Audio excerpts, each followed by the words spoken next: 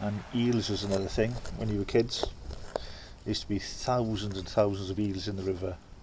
If you put a worm in, and if it was still for any amount of time, you had an eel. And you used to catch some big eels as well, not big as in 4 pound eels, but like pound eel was a big eel, £1.5 eel was a big eel. And there used to be no end of them. And again, my mum, I never forget, screams from the kitchen, run up to the kitchen, and she was very frightened. And it was a piece of skinned, cleaned, floured eel bouncing around on the floor because it had managed to get out the frying pan, and she thought it was possessed. But yeah, so I didn't take many eels home after that. But yeah, eel fishing. Like when I was 15, I was brought up on a housing estate in Carmarthen, which was only a 10-minute walk from the river. Everybody had a fishing rod. Everybody used to fish, but everybody was really secretive about what they caught. If you went down and you caught fish, you didn't tell anybody because everybody would be down there the next day, sort of thing.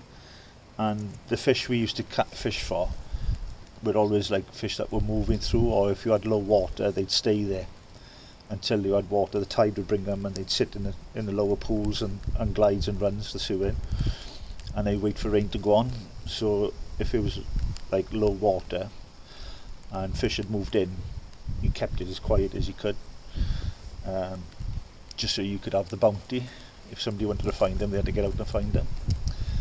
But coming back to eels, when I was 15 years old, I bought myself a Barber Game Fair jacket, which was the coat to wear, like. And it was really expensive, and I paid for it with eels. I used to catch eels, and I'd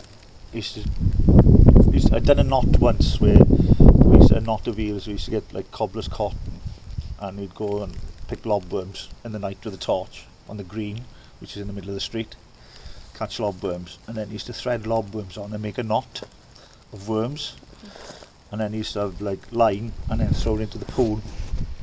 And then you used to just feel it tug and pull it, and you'd have eels and hold on to it. And old Wally Rice, they say, used to fill like a bathtub. Well, the bathtub used to be a tin bath. He used to fill a tin bath of eels with a knot, before I was born. But I used to catch enough eels on rod and line. I used to put in the carrier bag, and Denny, who had a Chinese takeaway in Priory Street, he used to buy all the eels off me alive, and like it was on the way home, sort of thing.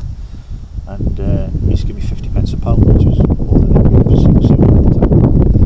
And with that money, you need a lot of eels for a pound, the bookless eels. And I managed to save up enough money, £32 it was, to buy a Barber Game Fair jacket from the Lyric Sports Shop in Carmarthen off Calvert, like.